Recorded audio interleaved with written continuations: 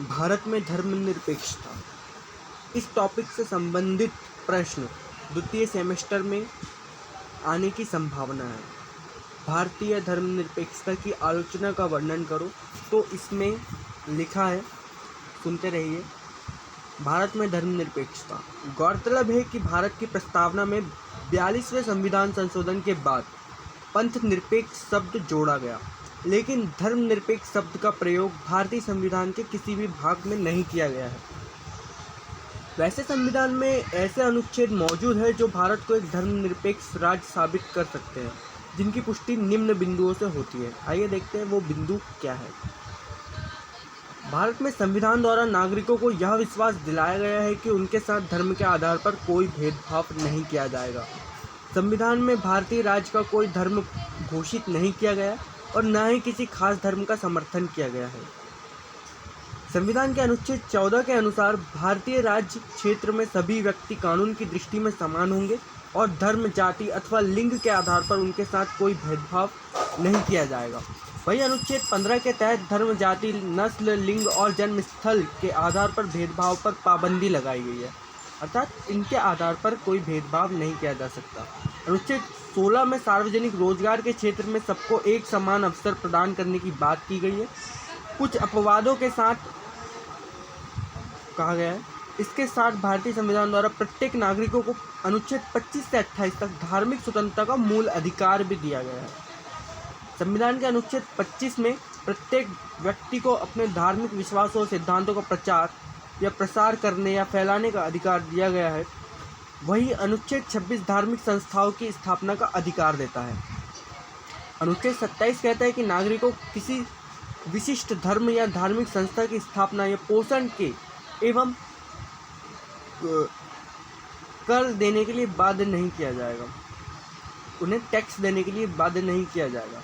अनुच्छेद 28 के तहत सरकारी शिक्षण संस्थाओं में किसी प्रकार की धार्मिक शिक्षा नहीं दिए जाने का प्रावधान है। भारतीय संविधान द्वारा धार्मिक कार्यों के लिए किए जाने वाले व्यय को टैक्स मुफ्त घोषित किया गया है। संविधान के अनुच्छेद 30 में अल्पसंख्यक समुदायों को स्वयं के शैक्षणिक संस्थान खोलने एवं उन पर प्रशासन करने का अधिकार दिया गया है। अनुच्छेद 44 में प्रावधान है कि राज्य सभी नागरिकों के लिए समान नागरिक संहिता यानी यूनिफॉर्म सिविल कोड बनाने का प्रयास करेगा। धर्मनिरपेक्षता का महत्व देखते हैं हम। धर्मनिरपेक्षता अपने आप में एक अनूठी अवधारणा है, जिसे भारतीय संस्कृति की विशेष आवश्यकताओं और विशेषताओं को ध्यान में रखते हुए अपनाया गया है। इसके महत्व को हम निम्न बिंदुओं के द्वारा समझ सकते हैं। आइए देखते हैं। धर्मनिरपेक्षता समाज में विज्ञान एवं प्रौद्योगिकी तथा तर्कवाद को प्रोत्साहित करता है और एक आधुनिक धर्मनिरपेक्ष राज्य का आधार बनाता है। एक धर्मनिरपेक्ष राज्य धार्मिक दायित्वों से स्वतंत्र होता है, सभी धर्मों के प्रति एक सहिष्णु रवैया अपनाता है, व्यक्ति अपनी धार्मिक पहचान के प्रति अत्यधिक संवेदनशील होता है, इसलिए वह किसी व्यक्ति समूह के हिंसापूर्ण व्यवहार के खिलाफ सुरक्षा प्राप्त करना चाहेगा। यह सुरक्षा सिर्फ धर्मनिरपेक्ष राज्य ही प्रदान कर सकता है। जैसे हमारा देश धर्मनिरपेक्ष है, तो हम सभी धर्मों को समान संरक्षण या समान हमारा देश जो है समान रूप से अपनाता है। धर्मनिरपेक्ष राज्य नास्तिकों के भी जीवन और संपत्ति की रक्षा करता है, साथ ही उन्हें अपने तरीके की जीवन शैली और जीवन जीने का अधिकार भी प्रदान करता है। अर्थात कोई किसी भी तरह के धर्म को नहीं मानता, वह नास्तिक है, तो उन्हें भी संरक्षण देता है राज्य। धर्मनिरपेक्ष राज्य राजनीतिक दृष्टि से भी ज़्यादा स्थायी होता है। इस प्रकार धर्मनिरपेक्षता एक सकारात्मक, क्रांतिकारी और व्यापक अवधारणा है जो विविधता को मजबूती प्रदान करती है। अब देखते हैं भारतीय धर्मनिरपेक्षता और पश्चिमी धर्मनिरपेक्षता में क्या अंतर है। कभी कभी यह कहा जाता है कि भारतीय धर्मनिरपेक्षता पश्चिमी धर्मनिरपेक्षता की नकल भर है, मतलब उसी के समान है, लेकिन संविधान को ध्यान से पढ़ने से पता चलता है कि ऐसा नहीं है। भारतीय धर्मनिरपेक्षता पश्चिमी धर्मनिरपेक्षता से बुनियादी रूप से भिन्न है, जिसका जिक्र निम्न बिंदुओं के अंतर्गत किया जा सकता है। पश्चिमी धर्मनिरपेक्षता पूरी तरह से अलगाववादी, नकारात्मक धर्मनिरपेक्ष अवधारणा के विपरीत यानी कि विपरीत है, उल्टी है। भारत की धर्मनिरपेक्षता समग्र रूप से सभी धर्मों को सम्मान करने की संवैधानिक मान्यता पर आधारित है। भारतीय धर्मनिरपेक्षता धर्म और राज्य के बीच संबंध विच्छेद पर बल नहीं देती, बल्कि अंतर्धार्मिक समानता पर जोर देती है। हमारे यहाँ के जो पहले प्राइम मिनिस्टर थे पंडित जवाहरलाल नेहरू, उनके अनुसार धर्मनिरपेक्षता के विचार देखते हैं। पंडित जवाहरलाल नेहरू ऐसा धर्मनिरपेक्ष राष्ट्र चाहते थे जो सभी धर्मों की हिफाजत करे, अन्य धर्मों की कीमत पर किसी एक धर्म की तरफदारी न करे और खुद किसी धर्म को राज्य धर्म के तौर पर न स्वीकारे। नेहरू भारतीय धर्मनिरपेक्षता के दार्शनिक थे। नेहरू स्वयं किसी धर्म का अनुसरण नहीं करते थे। स्मरणीय हो कि ईश्वर में उनका विश्वास नहीं था, लेकिन उनके लिए धर्मनिरपेक्षता का मतलब धर्म के प्रति विद्वेष नहीं था। इस अर्थ में नेहरू तुर्की के अतातुर्क से काफ़ी भिन्न थे। साथ ही वे धर्म और राज्य के बीच पूर्ण संबंध विच्छेद के पक्ष में भी नहीं थे। उनके विचार के अनुसार समाज में सुधार के लिए धर्मनिरपेक्ष राज्य सत्ता धर्म के मामले में हस्तक्षेप कर सकती है। अब गांधी जी के बारे में देखते हैं, गांधी जी के धर्मनिरपेक्षता के विचार। महात्मा गांधी निजी जीवन में धार्मिक व्यक्ति थे। वे धर्म और राजनीति के मध्य संबंधों को प्रमुखता देते थे। इस मामले में वे पंडित नेहरू से अलग मत रखते थे, अलग विचार थे उनके। गौरतलब है कि भारतीय धर्मनिरपेक्षता ने अंतः धार्मिक और अंतर्धार्मिक वर्चस्व पर एक साथ ध्यान केंद्रित किया। इसने हिंदुओं के अंदर दलितों और महिलाओं के उत्पीड़न और भारतीय मुसलमानों एवं ईसाइयों के अंदर महिलाओं के प्रति भेदभाव तथा बहुसंख्यक समुदाय द्वारा अल्पसंख्यक धार्मिक समुदायों के अधिकारों पर उत्पन्न किए जा सकने वाले खतरों का विरोध किया है, जो इसे पश्चिमी धर्मनिरपेक्षता की अवधारणा से भिन्न बनाती है। यदि पश्चिम में कोई धार्मिक संस्था किसी समुदाय या महिला के लिए कोई निर्देश देती है तो सरकार और न्यायालय उस मामले में हस्तक्षेप नहीं कर सकते। लेकिन भारत में क्या है, भारत में मंदिरों मस्जिदों में महिलाओं के प्रवेश जैसे मुद्दों पर राज्य और न्यायालय दखल दे सकते हैं। एक अन्य भिन्नता यह भी है कि भारतीय धर्मनिरपेक्षता का संबंध व्यक्तियों की धार्मिक आज़ादी से ही नहीं बल्कि अल्पसंख्यक समुदायों की धार्मिक आबादी से भी है। इसके अंतर्गत हर आदमी को अपनी पसंद का जहां धर्म चुनने व मानने का अधिकार है, वहीं धार्मिक अल्पसंख्यकों को भी अपनी खुद की संस्कृति और शैक्षणिक संस्थाएं कायम रखने का अधिकार दिया गया है। भारतीय धर्मनिरपेक्षता में राज्य समर्थित धर्म सुधार की गुंजाइश भी होती है, अनुकूलता भी, जो पश्चिम में देखने को नहीं मिलती। उदाहरण के लिए भारतीय संविधान ने अस्पृश्यता पर प्रतिबंध लगाया है, अर्थात छुआछूत पर।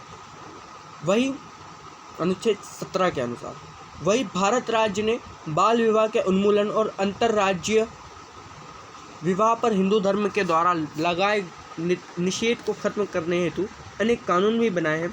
भारत में धर्मनिरपेक्षता के तहत गांधी जी की अवधारणा पर ज़्यादा बल दिया गया है, जिसके अनुसार सभी धर्मों को समान और सकारात्मक रूप से प्रोत्साहित करने की बात कही जाती है या की गई है। इस प्रकार भारत की धर्मनिरपेक्षता न तो पूरी तरह से धर्म के साथ जुड़ी है और न ही इससे पूरी तरह अलग है या तटस्थ है। तटस्थ का मतलब होता है पूरी तरह से अलग होना। विदित हो कि भारत के सुप्रीम कोर्ट ने केशवानंद मामले में अपने निर्णय में धर्मनिरपेक्षता को भारत की आधारभूत संरचना का हिस्सा माना है। भारतीय धर्मनिरपेक्षता अपने इन्हीं मूल्यों के आधार पर पश्चिमी धर्मनिरपेक्षता के सैद्धांतिक रूप से भिन्न है। अब हम देखते हैं इससे संबंधित यह क्वेश्चन बहुत महत्वपूर्ण है कि भारतीय धर्मनिरपेक्षता की आलोचना। भारतीय धर्मनिरपेक्षता अपने शुरुआती समय से ही तीखी आलोचनाओं का विषय रही है, जिसको लेकर कई तर्क भी दिए जाते रहे हैं। यहाँ हम उन चुनौतियों का जिक्र निम्न बिंदुओं के अंतर्गत कर सकते हैं। कुछ आलोचकों का तर्क है कि धर्मनिरपेक्षता धर्म विरोधी है, लेकिन भारतीय धर्मनिरपेक्षता धर्म विरोधी नहीं है। इसमें सभी धर्मों को उचित सम्मान दिया गया है। उल्लेखनीय है कि धर्मनिरपेक्षता संस्थाबद्ध धार्मिक वर्चस्व का विरोध तो करती है, लेकिन यह धर्म विरोधी होने का पर्याय नहीं है। धर्मनिरपेक्षता के विषय में यह भी कहा जाता है कि यह पश्चिम से आयातित है, मतलब पश्चिम से आई हुई है, अर्थात ईसाईयत से प्रेरित है, लेकिन यह सही आलोचना नहीं है। दरअसल भारत में धर्मनिरपेक्षता को प्राचीन काल से ही अपनी एक विशिष्ट पहचान रही है।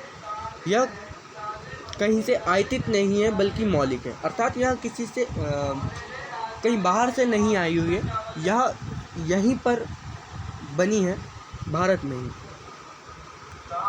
भारत की धर्मनिरपेक्षता पर अल्पसंख्यकवाद होने का भी आरोप लगता रहा है। विदित हो कि भारतीय धर्मनिरपेक्षता अल्पसंख्यक अधिकारों की पैरवी जरूर करती है, मगर यह पैरवी न्याय के अनुसार होता है। ऐसे में अल्पसंख्यक अधिकारों को विशेष सुविधा के रूप में नहीं देखना चाहिए। भारत में धर्मनिरपेक्षता राज्य द्वारा संचालित होती है। अल्पसंख्यकों को शिकायत है कि राज्य को धर्म के मामलों में हस्तक्षेप नहीं करना चाहिए।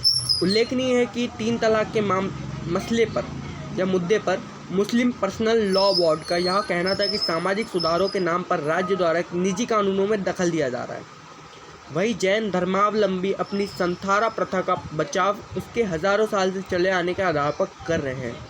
इसके अलावा यह भी आरोप लगाया जाता है कि राज्य बहुसंख्यकों से प्रभावित होकर ही अल्पसंख्यकों के मामले में दखल देता है। इसके विपरीत बहुसंख्यकों को यह संदेह होता है कि राज्य अल्पसंख्यकों का तुष्टीकरण कर रहा है। ऐसी प्रवृत्ति समुदायों में सांप्रदायिकता बढ़ाने का काम कर रही है। धर्मनिरपेक्षता पर सवाल उठाती कुछ घटनाएं भी इसके समक्ष चुनौती पेश करती है, जैसे 1984 के दंगे, बाबरी मस्जिद का ध्वंस, वर्ष 1992 से 93 के मुंबई दंगे, गोधरा कांड और वर्ष 2003 के गुजरात दंगे, गौ हत्या रोकने की आड़ में धार्मिक और नस्लीय हमले आदि।